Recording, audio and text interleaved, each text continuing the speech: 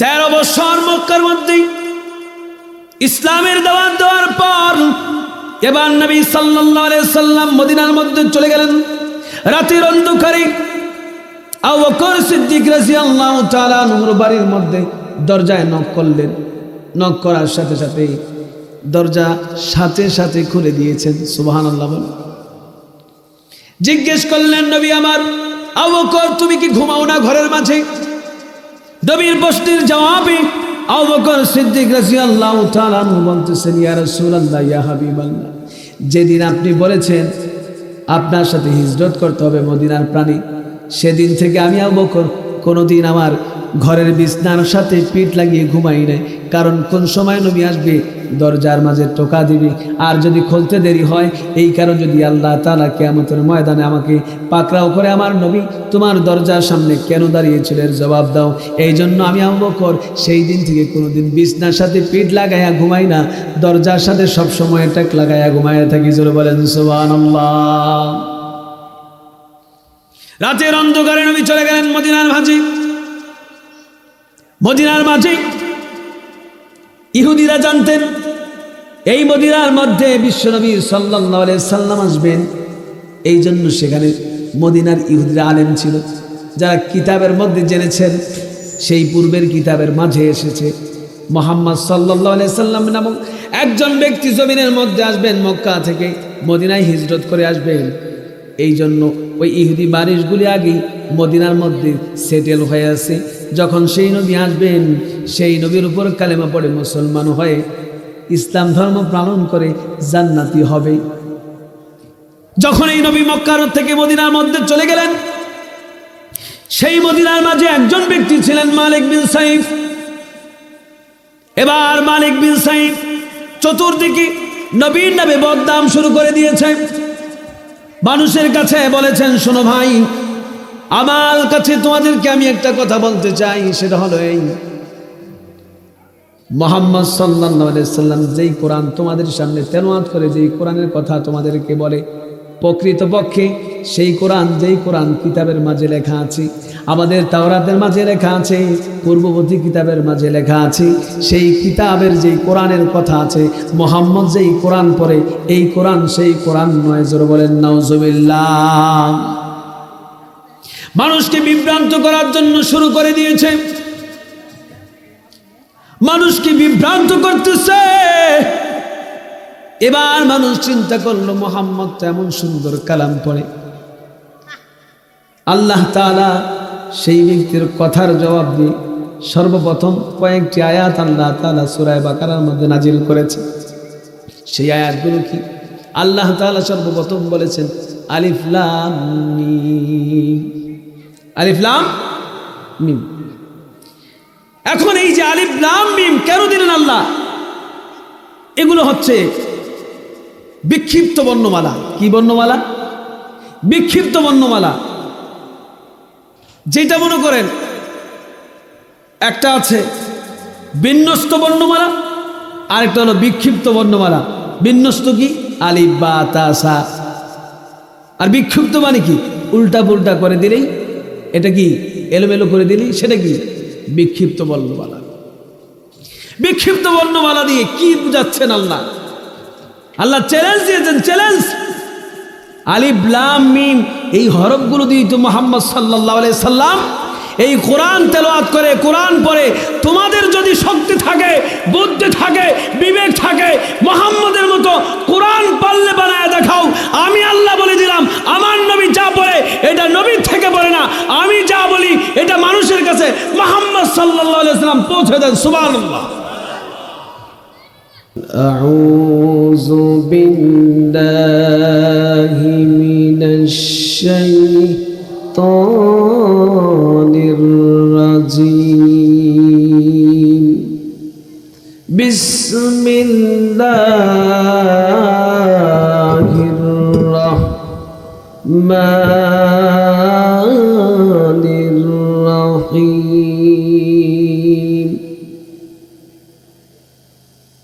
আলিফ লাম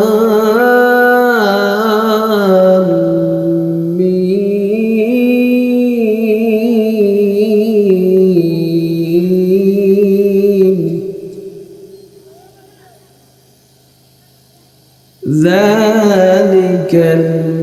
الكتاب لا ريب فيه هدى للمتقين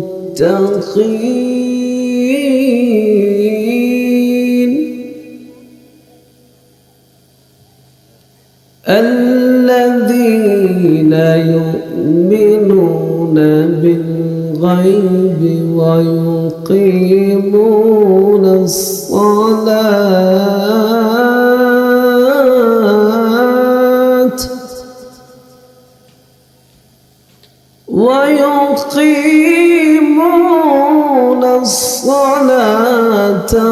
ومما رزقناهم ينفقون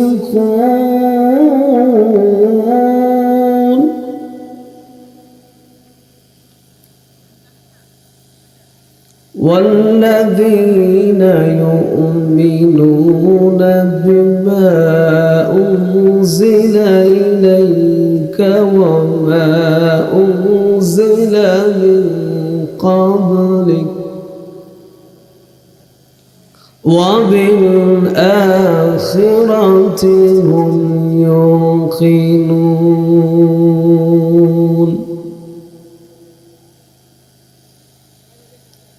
وقال النبي صلى الله عليه وسلم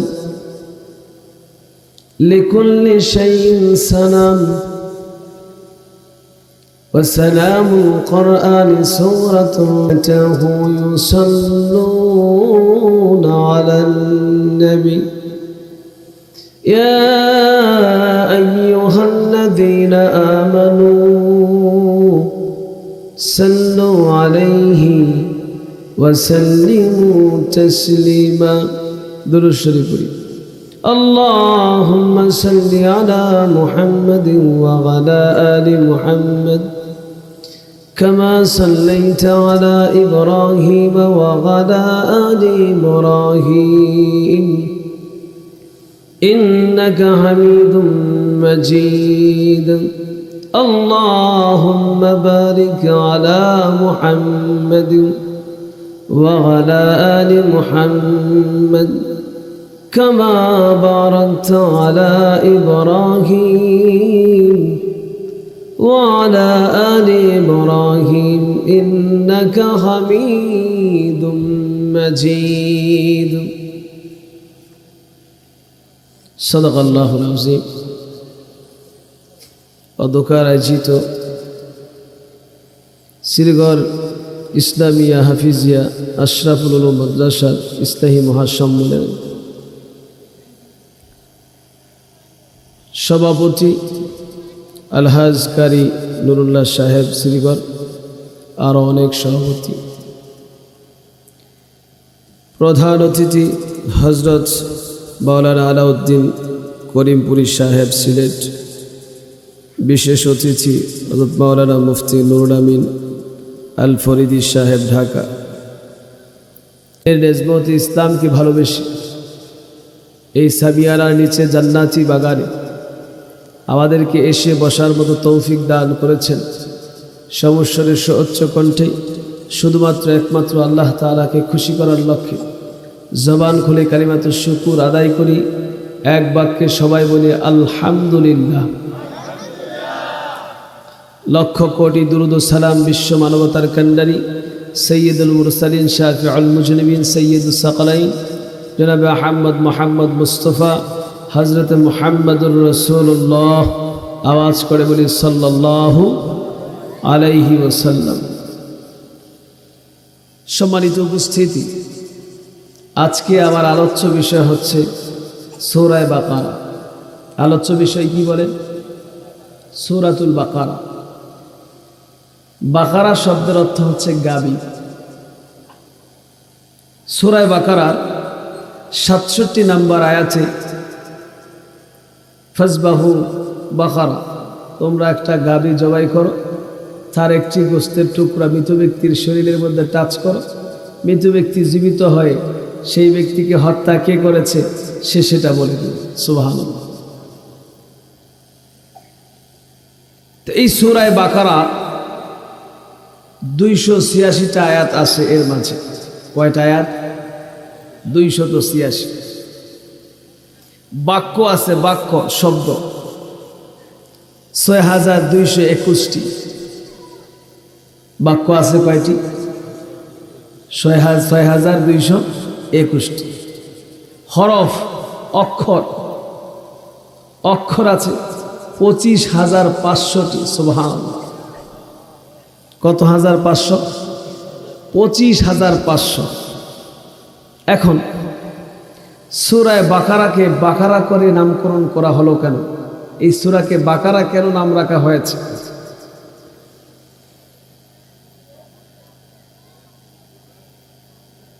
মুসা আলাইহিস সালাতু ওয়াস সালাম সেই জামানার মাঝে একজন ব্যক্তি তার চাচাকে হত্যা করেছে। কাকে হত্যা করেছে? তার চাচাকে হত্যা করেছে। তাফসিরে লিখছে তার সম্পদের আশায় অথবা তার মেয়েকে বিবাহ করার আশা। কিসের আশায়? সম্পদের আশায় অথবা মেয়েকে বিবাহ করার আশায় সে তার চাচাকে কি করেছে? হত্যা করেছে। এখন সেই ব্যক্তি চাচাকে হত্যা করে চাচার এই লাশকে আরেক গ্রামে নিয়ে ফেলে এসছে। এখন যেই ব্যক্তি চাচাকে হত্যা করেছে এই ব্যক্তি ওই গ্রামবাসীর কাছে চাচার কেসাস চাচ্ছে, মুক্তিপণ চাচ্ছে, দিয়াত চাচ্ছে। এখন সেই ব্যক্তিরা বলতেছে এই লোককে তো আমরা হত্যা করিনি। তারা কি বলতেছে? এই লোককে আমরা হত্যা করিনি, এবং কে হত্যা করেছে সেটাও আমরা জানি না। তাইলে আমরা কেমনে বলবো এই লোককে হত্যা করেছে কে এবং এই লোকের হত্যাকারীকে? এটা তো আর আমরা বলতে পারব না। সেই মানুষগুলি একত্রিত হলেন, সবাই মিলে সেই জামানার পয়গম্বর মুসা আলাইহিস সালাতু ওয়াস সালামের কাছে গেলেন। গিয়ে বললেন, মুসা পয়গম্বর, দেখেন একজন মানুষ আমাদের গ্রামের মাঝে নিহত অবস্থায় পড়ে আছে। নিহত অবস্থায় পড়ে আছে। সেই মানুষটাকে কে হত্যা করেছে তা আমরা জানি না, অথচ সেই ব্যক্তির ভাতিজা আমাদের থেকে জরিমানা চাচ্ছে, কেসাস চাচ্ছে। এর সঠিক সমাধান আপনি যেহেতু আল্লাহর পয়গম্বর, আপনি আমাদেরকে সঠিক সমাধান করে দিন। এবার মুসা আলাইহিস সালাম আল্লাহর কাছে হাত বাড়িয়েছেন। রব্বুল আলামিন, আমার এই জাতি আমার কাছে এই বিচারের সমাধান চাচ্ছে, আপনি এই সমাধানের একটি পথ বের করে দিন। আল্লাহ রব্বুল আলামিন মুসা পয়গম্বরকে ডেকে বললেন, মুসা, তুমি ওই জাতিকে বলো তারা যেন একটা গরু জবাই করে, গরুর এক টুকরা গোশত মৃত ব্যক্তির শরীরে টাচ করলে মৃত ব্যক্তি জীবিত হয়। যে ব্যক্তি হত্যা করেছে মৃত ব্যক্তিকে, ওই মৃত ব্যক্তি ওই হত্যাকারীর নামটা বলে দিবে। জোরে বলেন সুবহানাল্লাহ। মুসা আলাইহিস সালাতু ওয়াস সালাম জাতিকে বললেন, জাতি, তোমাদেরকে আল্লাহ তাআলা এই নির্দেশ প্রদান করেছেন। এবার জাতি হাসতে শুরু করেছে। মুসা আলাইহিস সালাম বললেন, তোমাদেরকে কাজ করতে বললাম, তোমরা হাসতেছো কেন? বলে, তুমি কি এক তথ্য নিয়ে এসেছ? এই তথ্যের কোনো আগা আছে না মাথা আছে? গরু জবাই করলেই কি হবে নাকি? গরুর রং কেমন হবে, কালার কেমন হবে, কোন ধরনের হবে, বুড়া হবে না জোয়ান হবে, আমরা কোনো বুঝতে পারলাম না। গরু একটা জবাই করলেই কি হবে নাকি? মুসা আলাইহিস সালাতু ওয়াস সালাম আবার আল্লাহর কাছে গেলেন, আবার দোয়া করলেন, রব্বুল আলামিন, আমার জাতি এটা চাচ্ছে, এর সমাধান কি হতে পারে? এবার আরো কঠিন হলো। বিষয়টা আগে সহজ ছিল, এবার কঠিন হয়ে গেছে। একটা গরু জবাই করলেই তো হতো, একটা গরু জবাই করে দিলেই তো হতো, কিন্তু তারা এটা না করে আরো বেশি কঠিন করে ফেলেছে। কঠিন করে এবার আল্লাহ তাআলা বলেছে এমনও গরু জবাই করতে হবে যেটার দিকে একবার তাকাইলেই দৃষ্টি আর ফিরে না, এমন সুন্দর হতে হবে, নীলগাই হতে হবে। মুসা পয়গম্বরের জামানার মাঝে একজন আল্লাহর ওলি বুজুর্গ মানুষ ছিলেন।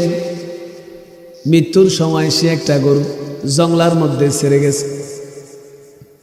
স্ত্রীকে বলে গেছেন, প্রাণের স্ত্রী, আমার সন্তান যদি বড় হয় তাহলে তুমি বলবা তোমার বাবা একটা গরু এই বাগানের মধ্যে ছেড়ে গেছে, ওই গরুটা যে কোনো মানুষ দেখলে পালিয়ে যাবে, কিন্তু তোমাকে দেখলে গরুটা পালাবে না। মায়ের কথা সন্তান জঙ্গলার মাঝে গেলেন। জঙ্গলার মাঝে যাওয়ার পরে ঠিকই একটা গরু সুন্দর দেখতে, গরুটা দেখলেন। ওই বাচ্চাকে দেখে গরু আর যাচ্ছে না, অন্য মানুষ দেখলেই চলে যায়। বাড়িতে ধরে নিয়ে আসলেন। এবার মা বললেন, বাবা এই গরু বাজারের মধ্যে বিক্রি করে দিবে, বাজারের মধ্যে বিক্রি করবে, তবে আমার কথা শোনো, আমার থেকে আমি তোমাকে একটা দাম বলে দিচ্ছি, এই দাম অনুযায়ী বিক্রি করবে ঠিক, তবে যখন দাম দর হবে তবে আমার কাছে চূড়ান্ত করতে হবে, আমার কাছে আসবে। বাজারে নিয়ে গেলেন গরু, বললেন 5 দিরহামে বিক্রি করে দিবে। কত দিরহাম? 5 দিরহামে বিক্রি করবে। এবার সন্তান গরু নিয়ে বাজারের দিকে রওনা দিয়েছে। আল্লাহ পাক রব্বুল আলামিন জিবরাইল আলাইহিস সালাতু ওয়াস সালামকে প্রেরণ করলেন, জিবরাইল যাও তুমি ওই গরুটার দামটা একটু বাড়ায়া দাও। আল্লাহর নির্দেশে জিবরাইল আলাইহিস সালাতু ওয়াস সালাম জমিনের মধ্যে এসেছে। আসার পরে মানুষের আকৃতিতে বাচ্চার সামনে আসতেন, বললেন, বাচ্চারে গরু কি তুমি বিক্রি করবে নাকি? বলে, হ্যাঁ বিক্রি করার জন্যই তো বাজারে নিচ্ছি। বলে, তোমার গরুর দাম কত? বলে, 5 দিরহাম। বলে, তোমার গরু আমি 10 দিরহাম দিয়ে কিনবো, বেচবে নাকি? বলে, বেচতেই তো নিচ্ছি, যেখানে 5 পাইতাম সেখানে 10। লাভ না লস? লাভ না লস? এবার বলল, ভাই তুমি যে 10 দিরহাম দিবে, আমি গরু বিক্রি করতে রাজি আছি, কিন্তু আমার মা একটা কথা বলেছে, মাকে যেন না জিজ্ঞেস করি, চূড়ান্ত ফয়সালা না করি, তুমি একটু দাঁড়াও, আমি আমার মাকে জিজ্ঞেস করে আসি। এবার বাড়ির মধ্যে চলে গেলেন। যাওয়ার পরে মাকে বললেন, মা আপনি যে গরুর দাম 5 দিরহাম বলেছেন, এই গরু কিননেওয়ালা খরিদ্দার একজন পেয়েছি, তিনি বলেছেন 10 দিরহামে কিনবেন। এবার মা বললেন, বাবা 10 দিরহামে তুলে বিক্রি করে দে। তিনি আবার রওনা দিলেন গরু নিয়ে। আবার আল্লাহ তাআলা জিবরাইল আলাইহিস সালামকে পাঠালেন। এবার জিজ্ঞেস করলেন, বাবা তোমার গরু কি তুমি বিক্রি করবে নাকি? বলে, হ্যাঁ বিক্রি করার জন্যই তো বাজারে নিচ্ছি। বলে, কত বিক্রি করবে? বলে, 10 দিরহামে বিক্রি করে দেব। বলে, তোমার গরু আমি 20 দিরহামে কিনবো। বাড়ছে না কমছে? কত বাড়ছে? আরো 10। বলে, আমি 20 দিরহামে কিনবো। এবার আমার কাছে জিজ্ঞেস না করা ছাড়া গরু ছাড়া যাবে? গরু ছাড়া যাবে না। আবার মায়ের কাছে এসেছেন, জিজ্ঞেস করলেন, মা তুমি যে বলছো 10 দিরহামে বিক্রি করতাম, কিন্তু এই গরুর দাম তো 20 দিরহাম পাচ্ছি। বলে, তাহলে 20 দিরহামে তুমি বিক্রি করে দাও। কত দিরহামে বিক্রি করার জন্য বলছো? আবার গরু নিয়ে রওনা দিয়েছেন। আবার জিজ্ঞেস করলেন, বাবা তোমার গরু বিক্রি করবে নাকি? বলে, হ্যাঁ বিক্রি করে দেব। বলে, কত বিক্রি করবে? বলে, 20 দিরহাম বিক্রি করব। বলে, তোমার গরুটা আমি 40 দিরহামে কিনতে চাই। সুবহানাল্লাহ বলে। বলে, ভাই বিক্রি করবো, ঠিক আছে, আমার মা বলেছে। মার থেকে জিজ্ঞাসা না করে চূড়ান্ত করতে নিষেধ করেছেন। মার কাছে যাই জিজ্ঞেস করি, তারপরে তোমাকে গরু দিব। আবার মায়ের কাছে গেলেন। মা বললেন, বাবারে যে ব্যক্তি বারবার তোমার গরুর দাম বেশি বেশি বলতেছে, তার থেকে তুমি একটা পরামর্শ করো, তার সাথে একটা পরামর্শ গ্রহণ করো। কেন সেই কথা বলতেছি? অবশ্যই এই কথার পিছনে কোনো রহস্য আছে কি নাই? রহস্য যেহেতু আছে, তুমি তাকে জিজ্ঞাসা করো। অতএব তোমাকে যেই সহজ সঠিক রাস্তা আছে সেই ব্যক্তি তোমাকে সঠিক রাস্তা বলে দিবে। এবার বাচ্চা আবার যখন এই গরুটি বাজারে বিক্রি করতে যাবেন, এমন সময় সেই ব্যক্তির সাথে দেখা, সেই ব্যক্তি মানুষ নাকি ফিরিস্তা? আল্লাহর ফিরিস্তা। এবার যখন আবার জিজ্ঞেস করলেন তোমার গরু বিক্রি করবে নাকি? বলে ভাই বিক্রি তো করবো, ঠিক আছে, তুমি আমার গরু বারবার দাম বেশি বৃদ্ধি করে বলো, ঠিক আছে তোমারটা আমি মেনে নিলাম, আমি বেশিতে বিক্রি করব। তবে তোমার কাছে আমি জানতে চাই এই গরুর মাঝে কি আছে, এই গরুর ঘটনা তুমি আমাকে খুলে বলো, তোমার কথা অনুযায়ী আমি তোমার কাজটাই মেনে নিব। জোরে বলেন সুবহানাল্লাহ। এবার জিবরাইল ডেকে বলে বাবা তোমার গরু মুসা পয়গম্বর এবং বনি ইসরায়েলের বড় বড় নেতারা তোমার গরুটা কেনার জন্য আসবে। এই গরু তুমি বিক্রি করবে, তাদের সাথে এরকম কথার মাধ্যমে বলবে এই গরুর মধ্যে যদি স্বর্ণ আর রূপা অলংকার আদি যদি চামড়া পরিপূর্ণ দেওয়া হয় সেই পরিমাণ হলে বিক্রি করব, অন্যথায় এই গরু আমরা বিক্রি করব না। জোরে বলেন সুবহানাল্লাহ। বিপদ এখন কিনতেই হবে, কিনা ছাড়া দ্বিতীয় কোনো রাস্তা নাই।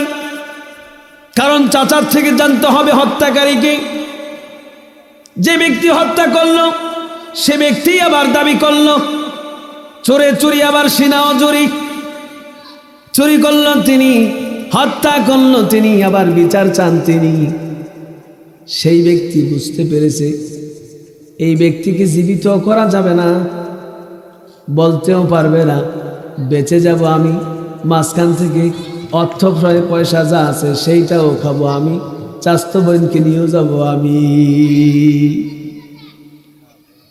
এরকম সুবিধাবাদ জিন্দাবাদ এই সমাজের মধ্যে অনেক মানুষ আছে গোপনে হত্যা করে ফেলে, আছে কি নাই? তারা চিন্তা করে গোপনে আমি হত্যা করে ফেলবো, যদি বিচার চায় মামলা হবে কোর্টের মাঝে, সেখানে অর্থ দিয়ে ডিসমিস করব। মাঝখান দিয়ে যে ব্যক্তি মারা গেছে সে ব্যক্তি আমার সাথে বিচার করে পারবে না, অর্থ খাবো ফাও, মাঝখান দিয়ে আমি তাকে হত্যা করে দুনিয়ার থেকে বিদায় করে দেব। এমন শক্তি অনেকেই কাজ করার জন্য পৃথিবীর মধ্যে চেষ্টা করে। সবাই যখন ফেল হয়ে যায়, সব বিচার যখন বন্ধ হয়ে যায়, তখন একজন বিচার করেন, তিনি কে? এবার ঠিক সব নেতারা এসছে, নবী আসছেন, গরু কিনে নেওয়া হলো, জবাই করে দেওয়া হয়েছে। জবাই করে দেওয়ার পরে এবার গরুর একটি গোশতের টুকরা ওই মৃত ব্যক্তির শরীরের মধ্যে টাচ করার সাথে সাথে মৃত ব্যক্তি জীবিত হয়েছে, এবং জীবিত হয়ে যে হত্যা করেছে সে বলে দিয়েছে এই যে আপনাদের সামনে দাঁড়িয়েছে আমার ভাতিজা, এই ভাতিজা আমার এই সম্পদের জন্য, আমার মেয়ের জন্য আমাকে নিজ হাতে হত্যা করে ওই গ্রামের মাঝে ফেলে রেখেছে।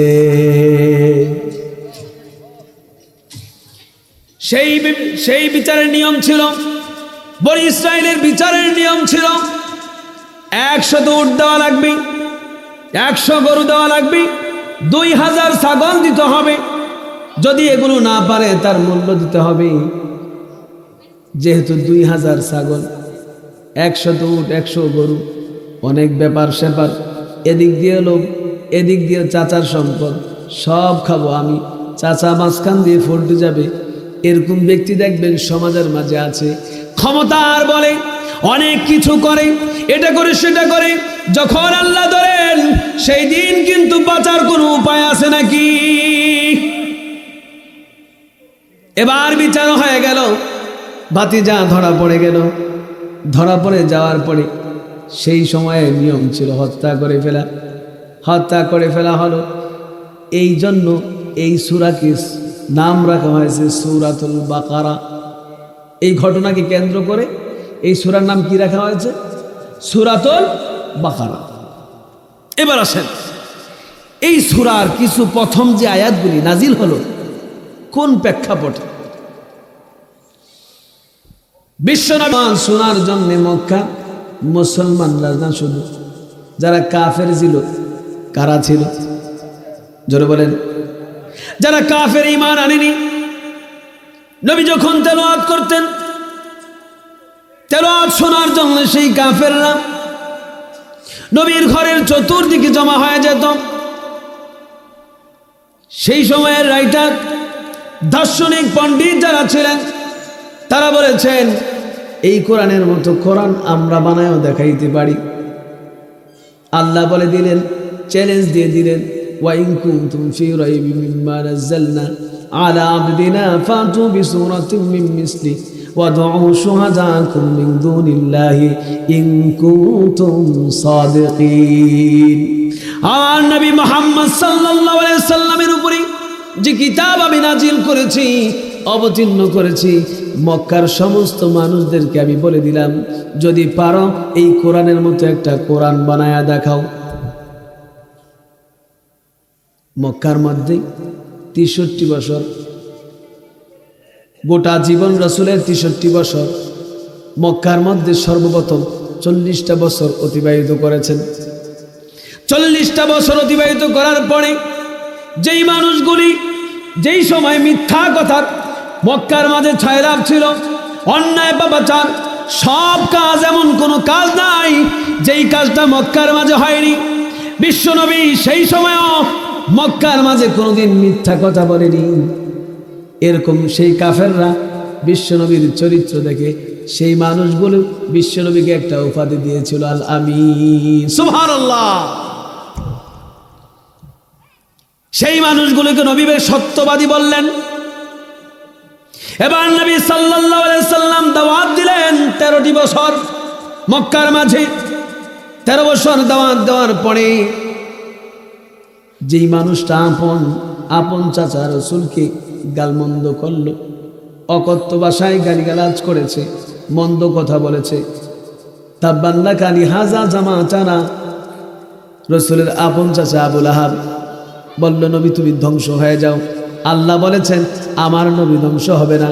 যে ব্যক্তি আমার নবীর বিরুদ্ধে বলে সেই ব্যক্তি জমিনের মধ্যে এমনভাবে ধ্বংস হবে, সেই মানুষকে কবর দেওয়ার জন্য কোনো লোক খুঁজে পাবে না। কথা বলেন ঠিক কিনা? 13 বছর মক্কার মধ্যে ইসলামের দাওয়াত দেওয়ার পর এবার নবী সাল্লাল্লাহু আলাইহি সাল্লাম মদিনার মধ্যে চলে গেলেন। রাতের অন্ধকারে আবু বকর সিদ্দিক রাদিয়াল্লাহু তাআলা আনহুর বাড়ির মধ্যে দরজায় নক করলেন। নক করার সাথে সাথে দরজা সাথে সাথে খুলে দিয়েছেন। সুবহানাল্লাহ বলে জিজ্ঞেস করলেন, নবী আমার, আবু বকর তুমি কি ঘুমাও না ঘরের মাঝে? নবীর প্রশ্নের জবাবে আবু বকর সিদ্দিক রাদিয়াল্লাহু তাআলা আনহু বলতেছেন, ইয়া রাসূলুল্লাহ, ইয়া হাবিবাল্লাহ, যেদিন আপনি বলেছেন আপনার সাথে হিজরত করতে হবে মদিনার প্রাণী, সেদিন থেকে আমি আবু বকর কোনোদিন আমার ঘরের বিছনার সাথে পিঠ লাগিয়ে ঘুমাই নাই। কারণ কোন সময় নবী আসবে দরজার মাঝে টোকা দিবে, আর যদি খুলতে দেরি হয়, এই কারণে যদি আল্লাহ তাআলা কিয়ামতের ময়দানে আমাকে পাকড়াও করে, আমার নবী তোমার দরজার সামনে কেন দাঁড়িয়েছিলেন জবাব দাও। এই জন্য আমি আবু বকর সেই দিন থেকে কোনোদিন বিছনার সাথে পিঠ লাগাইয়া ঘুমাই না, দরজার সাথে সবসময় টাক লাগাইয়া ঘুমাইয়া থাকি। জোরে বলেন সুবহানাল্লাহ। রাতের অন্ধকারে নবী চলে গেলেন মদিনার মাঝে। মদিনার মাঝে ইহুদিরা জানতেন এই মদিনার মধ্যে বিশ্বনবী সাল্লাল্লাহু আলাইহি সাল্লাম আসবেন। এই জন্য সেখানে মদিনার ইহুদিরা আলেম ছিল, যারা কিতাবের মধ্যে জেনেছেন। সেই পূর্বের কিতাবের মাঝে এসেছে মুহাম্মদ সাল্লাল্লাহু আলাইহি সাল্লাম নামক একজন ব্যক্তি জমিনের মধ্যে আসবেন, মক্কা থেকে মদিনায় হিজরত করে আসবেন। এই জন্য ওই ইহুদি বারিশগুলি আগেই মদিনার মধ্যে সেটেল হয়ে আছে। যখন সেই নবী আসবেন, সেই নবীর উপর কালেমা পড়ে মুসলমান হয়ে ইসলাম ধর্ম পালন করে জান্নাতি হবে। যখন এই নবী মক্কার থেকে মদিনার মধ্যে চলে গেলেন, সেই মদিনার মাঝে একজন ব্যক্তি ছিলেন মালিক বিন সাইফ। এবার মালিক বিন সাইফ চতুর্দিকে নবীর নামে বদনাম শুরু করে দিয়েছে। মানুষের কাছে বলেছেন, শোনো ভাই, আমার কাছে তোমাদেরকে আমি একটা কথা বলতে চাই, সেটা হলো এই, মুহাম্মদ সাল্লাল্লাহু আলাইহি সাল্লাম যেই কোরআন তোমাদের সামনে তেলাওয়াত করে, যেই কোরআনের কথা তোমাদেরকে বলে, প্রকৃতপক্ষে সেই কোরআন, যেই কোরআন কিতাবের মাঝে লেখা আছে, আমাদের তাওরাতের মাঝে লেখা আছে, পূর্ববর্তী কিতাবের মাঝে লেখা আছে, সেই কিতাবের যেই কোরআনের কথা আছে, মুহাম্মদ যেই কোরআন পড়ে, এই কোরআন সেই কোরআন নয়। জোরে বলেন নাউজুবিল্লাহ। মানুষকে বিভ্রান্ত করার জন্য শুরু করে দিয়েছে, মানুষকে বিভ্রান্ত করতেছে। এবার মানুষ চিন্তা করলো, মুহাম্মদ তো এমন সুন্দর কালাম পড়ে,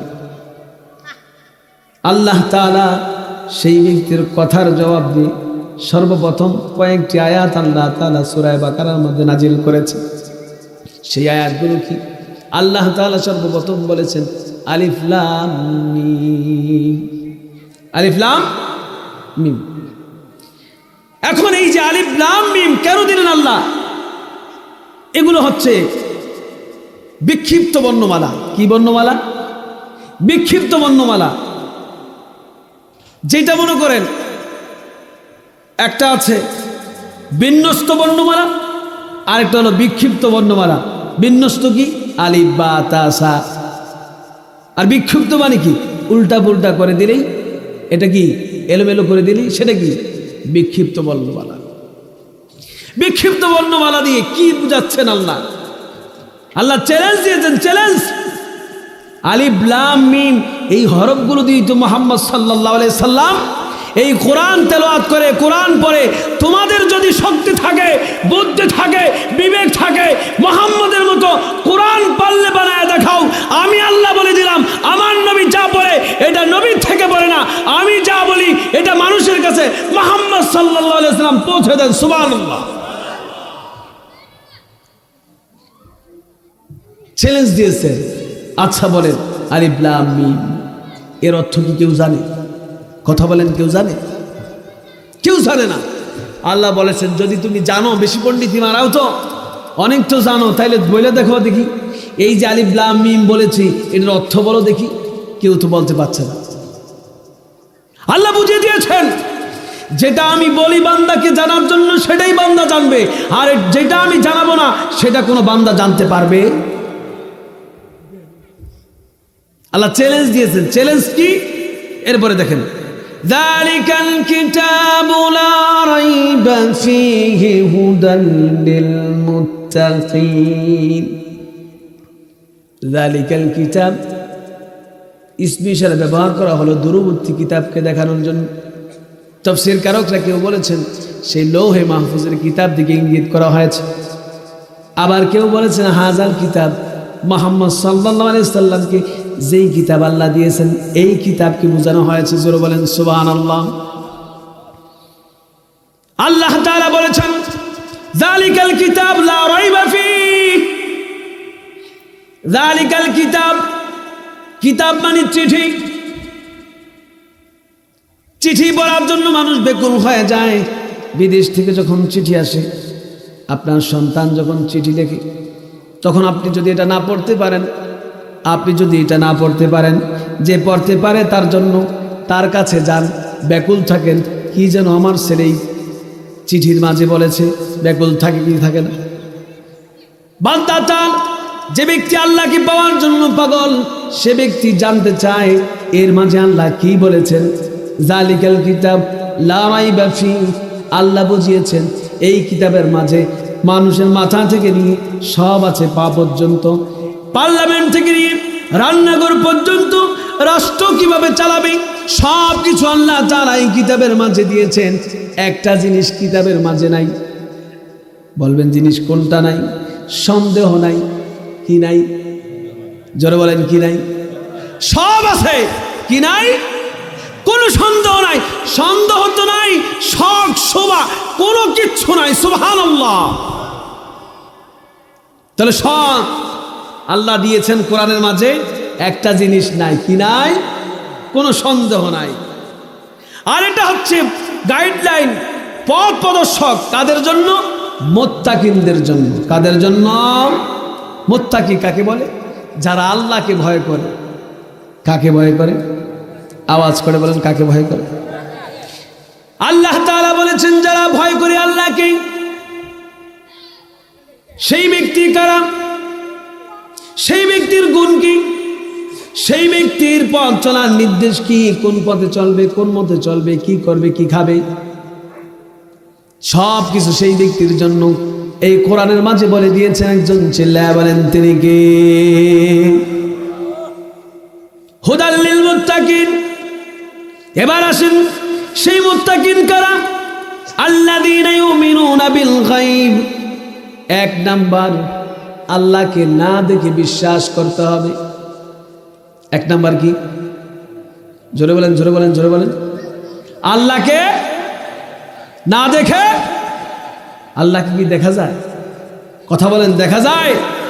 এবার আপনাকে একটা উদাহরণ দিলে আপনি বুঝতে পারবেন। সেই উদাহরণটা হচ্ছে এই, আপনার দাদা, আপনি যখন জমিনে এসছেন, জমিনে আসার পরে আপনাকে আপনার দাদার সম্পর্কে সংবাদ দেওয়া হলো, এই যে ঘরে যে ব্যক্তিকে দেখছো ইনি হচ্ছেন তোমার দাদা। আচ্ছা, আপনি কি দাদাকে হইতে দেখছেন? কথা বলেন, দেখছেন কিনা? দেখেন নাই। চাচাকে দেখছেন হইতে? আপনার বাবারে হইতে দেখছেন? নিজের বাবাকে আপনি হইতে দেখেন নাই। কে বলল সে আপনার দাদা? আপনার ফ্যামিলি মেম্বার যারা আছে তারা বলল ইনি তোমার দাদা, ইনি তোমার চাচা, আর ইনি হচ্ছে তোমার বাবা। আপনি তাদের কথা বিশ্বাস করেন কি করেন না? কথা বলেন, করেন কি করেন না? কেন করেন? এরা হচ্ছে আমার আপন, এদের ঘরে আমি লালিত পালিত হচ্ছি, এরা আমাকে খাবার দেয়, আমার পোশাক দেয়, আমার সব কিছুর ব্যবস্থা করে। অতএব যেই ব্যক্তিকে আমি পয়সাও দেই না, কিচ্ছু দেই না, তারপরেও আমাকে পোশাক দেয়, খাওয়া দেয়, এরপরে আমাকে বলতেছে এরা এরা, তাহলে অবশ্যই এদের কথা আমার কি করতে হবে? বিশ্বাস করা লাগবে কি লাগবে না? যে আল্লাহ তাআলা আমার আসমান জমিন দিলেন, খাওয়ার জন্য যা লাগবে জমিনের মধ্যে তা দিলেন, আমার অক্সিজেনের জন্য নিঃশ্বাসের ব্যবস্থা করলেন, এই জমিন দেখার জন্য দুইটা চোখ দিলেন, মাথা থেকে পা পর্যন্ত আমার যা কিছু আছে সব কিছু দিয়েছেন কি? সেই আল্লাহ তাআলা একজন নবী পাঠিয়েছেন, মুহাম্মদ সাল্লাল্লাহু আলাইহি ওয়াসাল্লাম। এবার মুহাম্মদ সাল্লাল্লাহু আলাইহি ওয়াসাল্লাম জমিনের মধ্যে আসছেন, এসে বললেন, এই মানুষেরা শোনো, আল্লাহকে বিশ্বাস করতে হবে না দেখে। কথা বলেন, কি দেখে? আল্লাযীনা ইউমিনুনা বিল গায়ব। যে ব্যক্তি আল্লাহকে না দেখে বিশ্বাস করবে সে ব্যক্তি হবে ঈমানদার। এক নাম্বার পেলেন, আল্লাহকে না দেখে বিশ্বাস করতে হবে, আল্লাযীনা ইউমিনুনা বিল গায়ব। দুই নাম্বার, ওয়া ইউকিমুনাস সালাত, নামাজ পড়তে হবে। বলেন, কি পড়তে হবে? তাহলে এক নাম্বার পাইলাম মুত্তাকি, মানে যারা আল্লাহকে ভয় করে তার এক নাম্বার গুণ হচ্ছে কি? আল্লাহকে না দেখে, কথা বলেন, আল্লাহকে না দেখে বিশ্বাস করতে হবে। দুই নাম্বার কি? নামাজ পড়তে হবে। বলেন, কি পড়তে হবে? সালাত কায়েম করতে হবে। আমরা অনেকেই মসজিদে যাইতে চাই না, ঘরের মধ্যে নামাজ পড়ি, পড়ি কি পড়ি না? কথা বলেন, পড়ি কি পড়ি না? অথচ মসজিদে নামাজ পড়া, জামাতের সাথে নামাজ পড়া, এটা হচ্ছে সালাত কায়েম করা। কিন্তু আমরা মসজিদে নামাজ পড়ি না, ঘরের মধ্যে নামাজ পড়ে শেষ করে দেই। আছে কি নাই? 5 ওয়াক্ত নামাজ পড়তে হবে। কয় ওয়াক্ত? আরেকটু আওয়াজ করে বলেন, কয় ওয়াক্ত? 5 ওয়াক্ত নামাজে আমাদেরকে ডাকা হয় প্রতিদিন 5 বার মসজিদ থেকে, কিন্তু আমরা মসজিদে যাই না। আছে কি নাই? 1 ওয়াক্ত পড়লে 2 ওয়াক্ত পড়ি না, এরকম আছে কি নাই? তাইলে বুঝেন, 1 ওয়াক্ত নামাজ ছেড়ে দিলে 2,88,00,000 বছর জাহান্নামে জ্বলতে হবে। কত বছর? 2,88,00,000 বছর জাহান্নামে জ্বলতে হবে। পারবেন জ্বলতে? যেই জাহান্নামের আগুন দুনিয়ার আগুনের চাইতে 70 গুণ পাওয়ার বেশি, ওই জাহান্নামের 1 গুণ পাওয়ার জমিনের মধ্যে দেওয়া হয়েছে, তাও 100 ভাগ করে 1 ভাগ মানুষকে ব্যবহার করার জন্য দেওয়া হয়েছে। 100 ভাগ করে কত ভাগ? 1 ভাগ, তাও মানুষকে দেওয়া হয়েছে। তার যদি অবস্থা এই হয়, আর যেখানে 70 ভাগ আছে তার কি অবস্থা হতে পারে? নবী সাল্লাল্লাহু আলাইহি সাল্লাম বলেছেন 5 ওয়াক্ত নামাজ আদায় করতে হবে। 1 নাম্বার, আল্লাহকে না দেখে বিশ্বাস করতে হবে। 2 নাম্বার, 5 ওয়াক্ত নামাজ কায়েম করতে হবে। 3 নাম্বার, যাকাত আদায় করতে হবে। কি দিতে হবে? যাকাত। যখন আপনার মালের নিসাব পূর্ণ হয়ে যাবে, 1 টাকায় 2.5 টাকা, লাখে 2.5,000, 1 কোটিতে 2.5 লাখ। এভাবে আপনার সম্পদ যত বাড়বে হিসাব করে আপনি আল্লাহর রাস্তায় যাকাত দিবেন। যখন যাকাত আপনি আদায় করে দিবেন, যেই মালগুলো আপনার সাথে থাকবে এই মালগুলোকে পবিত্র করে দিবেন। বলেন কি? ওয়াল্লাযীনা ইউমিনুনা বিমা উনজিলা ইলাইক ওয়া মিম্মা রাযাকনাহুম ইউনফিকুন ওয়া আকিমুস সালাত। আল্লাহ তাআলা আপনাকে যে রিজিক দিয়েছেন, ওয়া মিম্মা রাযাকনাহুম ইউনফিকুন, যে রিজিক আপনাকে আল্লাহ দিয়েছেন সব রিজিকের মালিক কে? কথা বলেন, মালিক কি? সব রিজিকের মালিক যদি আল্লাহ হয়ে থাকে, আল্লাহ যদি বলে বান্দারে এই রিজিক আমার জন্য দাও, দিতে রাজি আছেন কি নাই? যদি আপনি রাজি থাকেন তাহলেই আপনি প্রকৃত মুত্তাকি। আর যদি আল্লাহর থাকে সাড়া না দেন, ওই সম্পদ আল্লাহর পথে আপনি খরচ না করেন, তাহলে কিন্তু আপনি মুত্তাকিন হইতে পারবেন। এরপরে আল্লাহ বলেছেন আল্লাযীনা ইউমিনুনা বিল গায়ব ওয়াল্লাযীনা ইউমিনুনা বিল গায়বি ওয়া মা উনজিলা ইলাইকা ওয়া মা উনজিলা মিন ক্বাবলিক। আল্লাহ তাআলা যেই কিতাব নবী সাল্লাল্লাহু আলাইহি সাল্লামের উপর অবতীর্ণ করেছেন, মানে কি? এই কোরআন। এই কোরআন কার উপর অবতীর্ণ করেছেন? ওয়াল্লাযীনা ইউমিনুনা বিমা উনজিলা ইলাইক। এই কোরআন আল্লাহ তাআলা বিশ্বনবী সাল্লাল্লাহু আলাইহি সাল্লামের উপর অবতীর্ণ করেছেন। এরপরে আরো অনেক কিতাব আছে, 104 খানা কিতাব। এটা সহ 104 খানা কিতাব। এই কিতাব বাদ দিলে আরো 103 খানা কিতাব থাকে, তাওরাত, জাবুর, ইনজিল, এরকম আরো 103 খানা কিতাব যে আল্লাহ তাআলা পৃথিবীর মাঝে অবতীর্ণ করেছেন। আল্লাহ বলেছেন বান্দারে সেই সমস্ত কিতাবের উপর তোমাকে ঈমান আনতে হবে, বিশ্বাস করতে হবে। এইটাও মানতে হবে পূর্বে যে সমস্ত নবীদের উপরে আল্লাহ কিতাব দিয়েছেন সেই কিতাবগুলো মানার দরকার আছে কি নাই? তাহলে কি বুঝলেন? ওয়াল্লাযীনা ইউমিনুনা বিমা উনজিলা ইলাইকা ওয়া মা উনজিলা মিন ক্বাবলিক, এই 4টা। ওয়া বিল আখিরাতি হুম ইউকিনুন। আবাকে যখন আপনি কবরে চলে যাবেন, আল্লাহর সামনে দাঁড়াতে হবে, আল্লাহর সামনে হিসাব দিতে হবে, আল্লাহ আপনার থেকে জবাব নেবেন। আমি যে তোমাকে যৌবন দিয়েছিলাম, তুমি জমিনের মধ্যে কি করেছ? সেই আখিরাতকে বিশ্বাস করা দরকার আছে কিনা? তাহলে 1 নাম্বার পেলেন, আল্লাহকে না দেখে কি করতে হবে? বিশ্বাস করতে হবে। 2 নাম্বার 5 ওয়াক্ত নামাজ আদায় করতে হবে। 3 নাম্বার আল্লাহ তাআলা আপনাকে যে রিজিক দিয়েছেন সেই রিজিক আল্লাহর রাস্তায় খরচ করতে হবে। 4 নাম্বার যেই কিতাব আল্লাহ তাআলা মুহাম্মদ সাল্লাল্লাহু আলাইহি সাল্লামের উপর অবতীর্ণ করেছেন সেই কিতাবের উপর কি আনতে হবে? বিশ্বাস করতে হবে, ঈমান আনতে হবে। 5 নাম্বার আমরা যে মরে যাব, মরে যাওয়ার পরে আল্লাহর কাছে যে হিসাব দিতে হবে সেই হিসাবকে কি করতে হবে? বিশ্বাস করতে হবে। আল্লাহ তাআলা মুমিনের 50টা গুণ বলেছেন। বলেন কয়টা? 50টা গুণ বলেছেন। সূরা তাওবা 112 নম্বর আয়াত, সেখানে আল্লাহ তাআলা 10টি গুণ বলেছেন। আত-তাইবুনাল আবিদুনাল হামিদুনাস সাইহুনার রাকিউনাস সাজিদুনাল আমিরুনা বিল মারুফ ওয়ান নাহুনা আনিল মুনকার ওয়াল হাফিজুনা লিহুদুদিল্লাহ ওয়া বাশশিরিল মুমিনিন। কয়টা গুণ? 1 নাম্বার মুমিন তওবাকারী হবে। কি হবে? আমরা গুনাহ করি কি করি না? আমাদের গুনাহ হয় কি হয় না? যদি গুনাহ হয়ে যায়, গুনাহ করলে ক্ষমা চাওয়া দরকার আছে কিনা? আমরা যদি দেশের মধ্যে অন্যায় করে ফেলি, রাষ্ট্রের বিরুদ্ধে কথা হয়ে যায়, এর বিরুদ্ধে কথা হয়, তার বিরুদ্ধে কথা হয়, এর জন্য যদি এই দেশের মধ্যে মামলা হয়ে থাকে, বিভিন্নভাবে আপনাকে হ্যারাসমেন্ট করা হয়, তাহলে আল্লাহ তাআলা যে আদেশ করেছেন সে আদেশ যদি আপনি না মানেন, এই জন্য আল্লাহ তাআলার কাছে জবাবদিহি আছে কি নাই? তাহলে 1 নাম্বার কি? গুনাহ হয়ে গেলে কি করতে হবে? তওবা করতে হবে। গুনাহ হয়ে গেলে কি করতে হবে? আত-তাইবুন। 2 নাম্বার ওয়াল আবিদুন, ইবাদত করতে হবে। কার? আমরা যে ইবাদত করি, এখন ইবাদত কে করবে? বান্দা করবে। কার করবে? আল্লাহর করবে। এখন এই বান্দা ইবাদত যে করবে, কার পদ্ধতিতে করবে?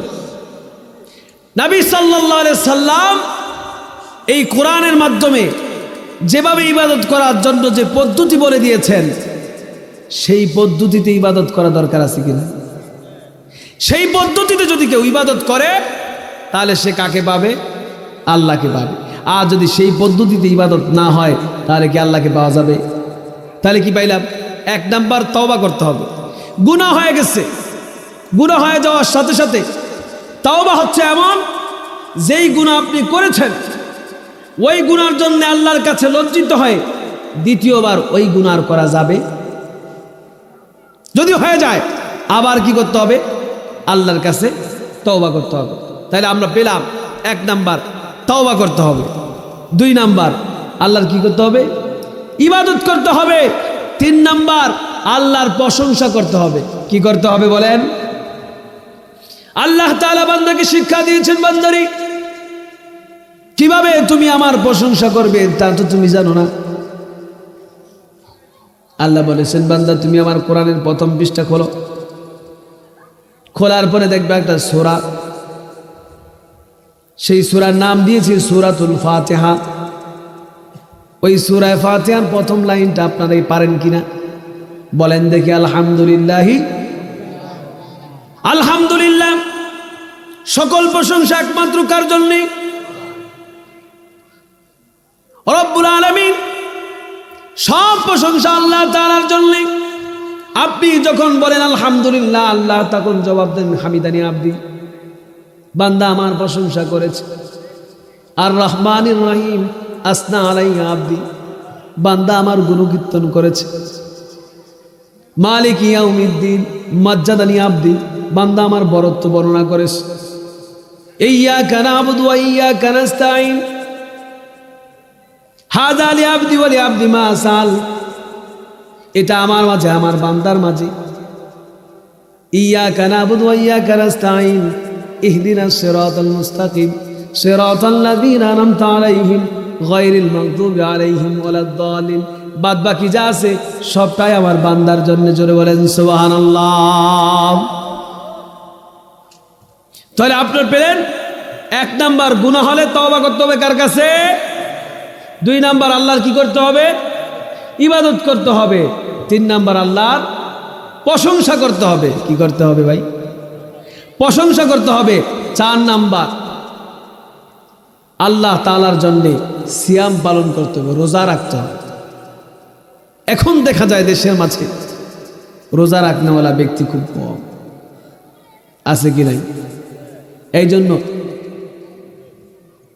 বলতেছিলাম 10টার কথা।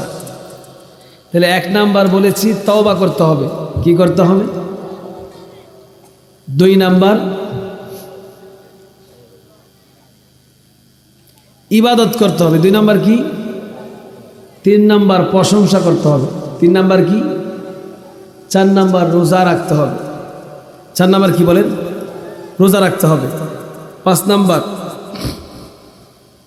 সৎ কাজের আদেশ করতে হবে। কি কাজের আদেশ করতে হবে বলেন? সৎ কাজের আদেশ করতে হবে। অসৎ কাজ থেকে মানুষকে বিরত রাখতে হবে, বাধা প্রদান করতে হবে। সৎ কাজের আদেশ, অসৎ কাজ থেকে বাধা প্রদান করতে হবে। আমরা তো সৎ কাজ করতে চাই না, আছে কি নাই? এরপরে হচ্ছে রুকু করতে হবে। কি করতে হবে বলেন? রুকু করতে হবে। বলেন রুকু করবে? নামাজের মধ্যে তো রুকু আছেই। বনি ইসরায়েলরা নামাজ পড়তো কিন্তু রুকু করতো না, ডাইরেক্ট সেজদার মধ্যে চলে যেত। কোথায় চলে যেত? ডাইরেক্ট সেজদার মধ্যে চলে যেত। এই জন্য আল্লাহ বলেছেন রুকু করতে হবে, তারপরে কি করতে হবে? সেজদা করতে হবে। রুকু দিয়েও আল্লাহকে পরিচয় করে দিতে হবে, আমি আল্লাহর কাছে রুকু করছি এবং আমি আল্লাহর জন্য সেজদা করতেছি। এবং আল্লাহ তাআলা আমাকে আল্লাহর বিধান পালন করার জন্যে যে সীমা দিয়েছেন ওই সীমার মাঝে থাকতে হবে। সীমাকে অতিক্রম করা যাবে কি করা যাবে না বলেন? সীমা অতিক্রম করা যাবে। এই জন্য এই সমস্ত ব্যক্তি যারা হবে এরা হচ্ছে মুমিন, আর এদের জন্য আছে সুসংবাদ। এদের জন্য কি আছে? সুসংবাদ আছে। আল্লাহ তাআলা আমাদেরকে এই 10টা গুণ আমাদের মাঝে রাখার জন্য কবুল করুন বলে আমি। 1 নম্বরে কি করতে হবে? তওবা করতে হবে। 6 নাম্বার সিজদা করতে হবে। 7 নাম্বার সৎ কাজের আদেশ করতে হবে। 8 নাম্বার অসৎ কাজ থেকে মানুষকে কি রাখতে হবে? বিরত রাখতে হবে। আল্লাহ যে ইবাদত করার জন্য যেই সীমানা দিয়েছেন সেই সীমানা পর্যন্ত আমাদেরকে থাকতে হবে। ওই সীমানাকে অতিক্রম করা যাবে, তাহলেই একটা ব্যক্তি পাবে সুসংবাদ। সে ব্যক্তি হবে মুমিন। সে ব্যক্তি কি হবে? মুমিন। সূরা মুমিনুন, সেখানে আল্লাহ তাআলা মুমিনের আরো 7টা গুণ বলেছেন। কত গুণ? قد أفلح المؤمنون الذين هم في صلاتهم خاشعون والذين هم عن اللغو معرضون والذين هم للزكاة فاعلون والذين هم لفروجهم حافظون إلا على أزواجهم أو ما ملكت أيمانهم فإنهم غير ملومين فمن ابتغى وراء ذلك فأولئك هم العادون والذين هم لأماناتهم وعهدهم راعون والذين هم على صلاتهم محافظون أولئك هم الوارثون الذين يرثون الفردوس هم فيها خالدون। 7টা গুণের কথা বললেন। 1 নাম্বার, নামাজের মাঝে বিনয়ী হতে হবে। কি হতে হবে? আপনাকে সভাপতি মসজিদের বানানো হয়েছে, আপনি এসে ইমাম সাহেবকে বলেন আমি সভাপতি। আপনি যদি সভাপতির চিন্তা করে মসজিদে আসেন, নামাজ পড়বেন, ঠিক নামাজ হবে? আপনি মসজিদে আসতে হবে গোলাম হয়ে। কি হয়ে? কথা বলেন, কি হয়ে আসতে হবে? আল্লাহর গোলাম হয়ে মসজিদে প্রবেশ করতে হবে, আবার আল্লাহর গোলাম হয়ে মসজিদ থেকে বের হতে। মসজিদের যিনি ইমাম থাকেন ইনি হচ্ছে বয়সে যত মানুষ সে ছোট হোক, তার চাইতে বয়সে মানুষ অনেক বড় থাকতে পারে, চুলদারি সব পাকতে পারে, কিন্তু পাকলে কি হবে? আপনি তো সূরা ফাতিহা জানেন না। জানেন কি? পালা মতন জানেন না। একটা বললে এদিক দিয়ে বের হয়, আরেক শব্দ ওদিক দিয়ে বের হয়, অথচ আপনার সামনে যিনি ইমাম তিনি সব জানেন। তাহলে এবার আপনি বলেন, যিনি ইমাম হয়ে কোরআন হাদিসের সব জানেন, আর আপনার দাড়ি পাকছে, বয়স বেশি, তার সম্মান বেশি না আপনার সম্মান বেশি? তার সম্মান বেশি, ইমামের সম্মান বেশি। এখন আপনি যদি বলেন বিনয়ী আমি হব না, তাহলে আপনি নামাজ পড়তে পারবেন ঠিক, কিন্তু আপনার নামাজ কবুল হবে? আল্লাযীনা হুম ফি সালাতিহিম খাশিউন ওয়াল্লাযীনা হুম আনিল লাগwi মুরিদুন। যে ব্যক্তি মুমিন হবে সে পচা কথা বলতে পারবে না, খারাপ কথা বলতে পারবে না, অসার কালাপ থেকে বিরত থাকতে হবে। মুমিন ব্যক্তি গালিগালাজ করতে পারবে না, খারাপ কথা বলতে পারবে। এগুলো আছে কি নাই সমাজে?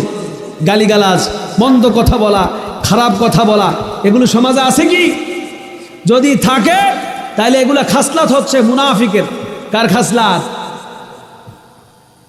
ইসা ফাজারা কাজাবা খসামা, ইজা ফাজারা খাসামা। যখন মুনাফিক কারোর সাথে ঝগড়া করে তখন সে গালিগালাজ শুরু করে দেয়।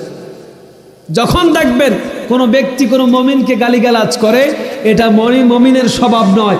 এই স্বভাবটা কার স্বভাব? মুনাফিকের স্বভাব। তাইলে আমরা বুঝতে পেলাম 1 নাম্বার হচ্ছে নামাজের মধ্যে কি হতে হবে? বিনয়ী হতে হবে। 2 নাম্বার আমরা পেলাম আমাদের যে নামাজ আমরা পড়ি বিনয়ের সাথে পড়ব। 2 নাম্বার গালমন্দ করা যাবে না, গালিগালাজ করা যাবে। 3 নাম্বার যাকাত আদায় করতে হবে। 3 নাম্বার কি করতে হবে? যাকাত আদায় করতে হবে। যাকাত দেনেওয়ালা লোক খুব কম, মালের মহাব্বত অনেক বেশি। পৃথিবীর মাঝে 3টা জিনিস হচ্ছে পরীক্ষা। 1 নাম্বার হচ্ছে সম্পদ, 2 নাম্বার হচ্ছে সন্তান, 3 নাম্বার স্ত্রী, এই পৃথিবীর মাঝে এই সম্পদ, স্ত্রী, সন্তান দিয়ে আল্লাহ পরীক্ষা করেন। কি করেন? আপনার সন্তান ঘুমিয়ে আছে, সে পড়ার জন্য অনেক পড়েছে, পরীক্ষায় পাশ করার জন্য অনেক চেষ্টা করেছে, পড়েছে, এবার অনেক রাত্র পর্যন্ত জেগেছে। জাগার পরে আপনার সন্তান ঘুমিয়ে পড়েছে। এদিক দিয়ে মসজিদ থেকে ফজরে আজান হলো, হাইয়া আলাস সালাহ, এসো নামাজের দিকে, এসো মসজিদে, এসো আল্লাহর দিকে, আল্লাহর কদমে সিজদা দাও। আল্লাহর কদমে সিজদা দিলে পড়ে যে আল্লাহ তাআলা তোমাকে বানিয়েছেন, সে আল্লাহ রিজিকের ব্যবস্থা করবেন, শান্তির ব্যবস্থা করবেন। এখন আপনি বাবা হলেন, মা হলেন, মা হলে বললেন সন্তান সারা রাত্র পড়েছে, এখন একটু ঘুমিয়েছে, এখন যদি আবার মসজিদে যায় সুন্দর করে পরীক্ষা দিতে পারবে না, ডিস্টার্ব হবে। আপনাকে আমি বলি বাবা, আমার প্রশ্নের জবাব আপনার থেকে আমি চাই। বলেন দেখি, এই বাচ্চাকে ঘুম দিয়েছেন কে? একটু আওয়াজ করে বলতে হবে, ঘুম দিয়েছেন কে? এমন মানুষ আছে যে ব্যক্তি সারা রাত্র ঘুমাইতে পারে না, আছে কি নাই? ওষুধ খাওয়া লাগে, ট্যাবলেট খাওয়া লাগে, বিভিন্ন জিনিস তাকে ব্যবহার করতে হয়, কিন্তু আল্লাহ তাআলা দেখেন কি সুন্দর ঘুম দিয়ে দিলেন। আল্লাহ তাআলা তাকে এমন সুন্দর ঘুম দিলেন, ঘুমের কারণে সে সুন্দর করে ঘুমিয়ে পড়েছে।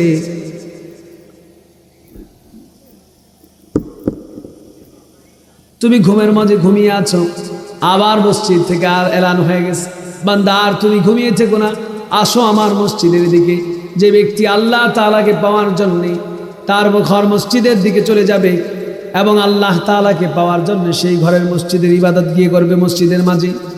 এই ব্যক্তি যখন আল্লাহর ইবাদত করবে, আল্লাহ তাআলা বলবে বান্দা এবার বল দেখি তোর কি লাগবে। যখন বান্দা আল্লাহ তাআলার কাছে তার সমস্যাগুলি বলবে, আল্লাহ তাআলা বলবে বান্দা তোর সব সমস্যা সমাধান করে দিয়ে তোকে আমি গোলাম বানিয়ে আমার জান্নাতের মালিক তোকে বানিয়ে দিলাম। জোরে বলেন সুবহানাল্লাহ।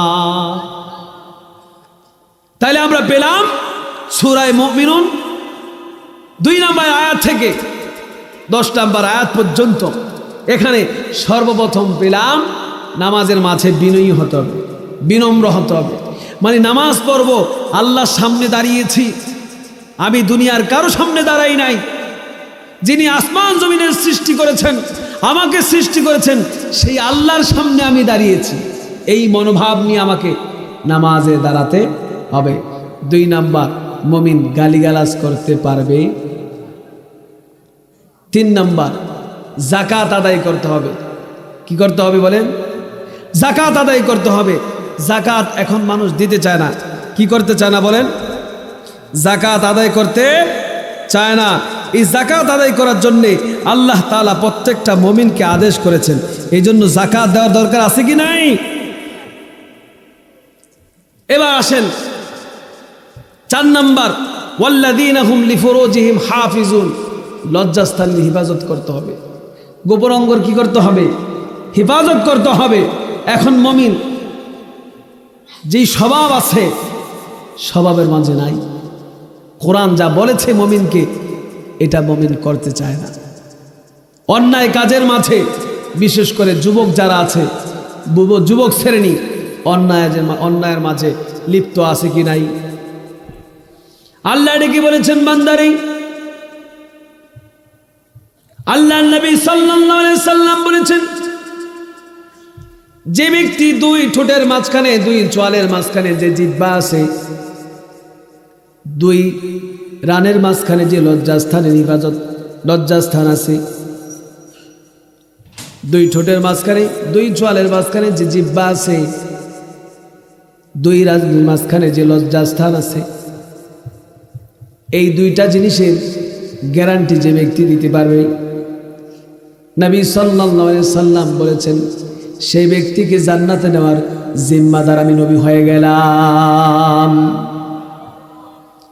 তাহলে মানুষ মিথ্যা কথা বলে কি দিয়ে? কথা বলেন, মুখ দিয়ে, জিহ্বা দিয়ে। আর গুনার কাজ, যেটা খারাপ কাজ, যৌনাঙ্গের কাজ, মহিলার সাথে হোক, বিভিন্নভাবে হোক, সেটা করে 2 রানের মাঝখানে যে লজ্জাস্থান আল্লাহ দিয়েছেন, সেটা দিয়ে এখন নবী বলেছেন মুখের জিহ্বা এবং দুই রানের মাঝখানে যে লজ্জাস্থান আছে, এই দুইটা জিনিসের হিফাজতের দায়িত্ব যে ব্যক্তি নিবে, আমি নবী সাল্লাল্লাহু আলাইহি সাল্লাম জান্নাতে যাওয়ার তার জন্য জিম্মাদার হয়ে গেলাম। কথাটা বুঝতে পারছেন? ইল্লা আলা আজওয়াজিহিম আও মা মালাকাত আইমানুহুম, তবে যদি স্ত্রী থাকে তার জন্য এটা হালাল, এবং তার যদি বান্দি থাকে, দাসী থাকে, এটা তার জন্য হালাল। ইল্লা আলা আজওয়াজিহিম আও মা মালাকাত আইমানুহুম ফাইন্নাহুম গায়রু মালুমিন ফামান ইবতাগা ওয়ারা যালিকা ফাউলাইকা হুমুল আদুন ওয়াল্লাযীনা হুম লিআমানাতিহিম ওয়া আহদিহিম রাউন।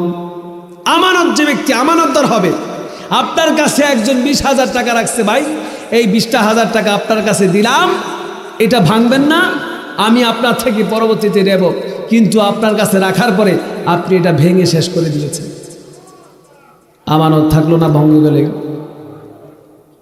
এই কাজটা যদি আপনি করেন তাহলে আপনি মুমিন হতে পারবেন না।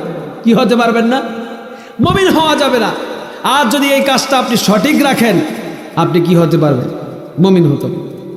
হ্যাঁ বলেছে ওয়াহদিহিম রাউন, প্রতিশ্রুতি করেছেন, অঙ্গীকার করেছেন, ভাই কালকে আপনার টাকাটা দিয়েই দেব। বলে কি বলে না, আপনাকে কালকে আমি টাকাটা দিয়েই দেব, আপনি অনেক টাকা তার থেকে নিয়েছেন, এরকম লোক আছে কি নাই? ওয়াহদিহিম রাউন, যে ব্যক্তি অঙ্গীকার করেছে আপনার টাকা আমি আপনাকে বুঝিয়ে দেব, অঙ্গীকার করার পরে অঙ্গীকার ঠিক রাখে না। যদি অঙ্গীকার আপনি ঠিক না রাখতে পারেন, আপনি তাকে বলবেন, ভাই আপনার কাছে আমি টাকা নিয়েছি, অঙ্গীকার দিয়েছি, অমুক দিন আমি আপনার টাকা পৌঁছে দেব, সেই কথা আমি রাখতে পারতেছি না, সময়টা একটু বৃদ্ধি করতে হবে, এটা তাকে বলতে হবে। আপনি যদি বৃদ্ধি না করে ছয় করতে থাকেন, কথা ঘুরাতে থাকেন, বিভিন্নভাবে আপনি পাশ কাটিয়ে চলে যান।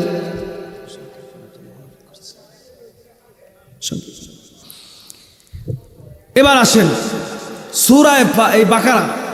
আপনার বাড়ি ঘর উদ্বোধন করা হয় কিনা, নতুন বাড়ি উদ্বোধন করেন কিনা, বা নতুন ঘর আপনি ভিত্তি স্থাপন করেন কিনা, যখন আপনি ভিত্তি স্থাপন করবেন সূরা বাকারা পড়বেন। কারণ যে ব্যক্তি সূরা বাকারা পড়ে সেই ব্যক্তির বাড়িতে জিন, ভূত, ব্ল্যাক ম্যাজিক, জাদু, এই সমস্ত জিনিস ঢুকতে পারে না। সুবহানাল্লাহ। যে ব্যক্তি, এই সূরার মাঝে একটি আয়াত আছে, এই আয়াতটা হচ্ছে একটা আজিম আয়াতে আজিম। এই আয়াতটা যে ব্যক্তি পড়বে, নবী সাল্লাল্লাহু আলাইহি সাল্লাম বলেছেন প্রতিদিন ফরজ নামাজের পরে যে ব্যক্তি আয়াতুল কুরসি একবার তেলাওয়াত করবে, কতবার? সে ব্যক্তি এবং জান্নাতে আর তার মাঝে কোনো বাধা থাকে না, শুধু একটা জিনিস বাধা, সেটা হচ্ছে মৃত্যু। মানুষটা মরে না তাই জান্নাতে যায় না, মরলেই আল্লাহর জান্নাতে চলে যায়। সুবহানাল্লাহ। এবং এই আয়াতের, এই সূরার শেষে দুইটা আয়াত আছে, এই দুইটা আয়াত তেলাওয়াত করবেন। যে ব্যক্তি এই দুইটা আয়াত তেলাওয়াত করবে সেই ব্যক্তির জন্য আল্লাহ নিজেই জিম্মাদার হয়ে যাবে। সুবহানাল্লাহ। এই পৃথিবী সৃষ্টির 2000 বছর আগে এই দুইটি আয়াত আল্লাহ নিজ হাতে লিখে রেখেছেন। এই জন্য আমি বলবো, ভাই আমরা আজকে কোরআন তেলাওয়াতের মাঝে নাই, ঘরের মাঝে বিভিন্ন জিনিস আছে, অনেক কিছু আছে, কিন্তু কোরআন তেলাওয়াত আমাদের মাঝে, কোরআন তেলাওয়াত আছে কি বলেন? আছে, কোরআন তেলাওয়াত নাই। আগে দেখতাম কোরআনের শব্দ ঘর থেকে পাওয়া যেত, আর এখন কোরআন তো আওয়াজ আসেই না, বরং বিভিন্ন গানের আওয়াজ ঘর থেকে আসে কি আসে। তো আমি আপনাদের মাঝে 50টা বলেছিলাম, মুমিনের গুণ 50টা। সূরায়ে তাওবার মাঝে আছে 10টা, সূরায়ে মুমিনের মাঝে আছে 7টা, সূরায়ে আহজাবের মাঝে আছে 10টা, এবং সূরায়ে বাকারার 177 নম্বর আয়াতে আছে 17টা। আর প্রথম বললাম 5টা। এই সর্বমোট মুমিনের গুণ হলো 50টা। কয়টা বলেন? এই 50টা গুণের মাঝে হিসাব করলে কয়টা গুণ আছে? নামাজ তো নাই, সত্য কথা তো নাই, ভালো মতো চলাফেরা তো আমাদের মাঝে নাই, সব আমাদের থেকে বিদায় নিয়েছে। আমি যা বলেছি এর ব্যাপারে আমাকে নিজেকে আল্লাহ আমল করার তৌফিক দান করেন, এবং আপনারা যারা শুনেছেন আপনাদেরকেও আল্লাহ আমল করার তৌফিক দান করেন। আসসালামু আলাইকুম ওয়া রাহমাতুল্লাহি ওয়া বারাকাতুহু।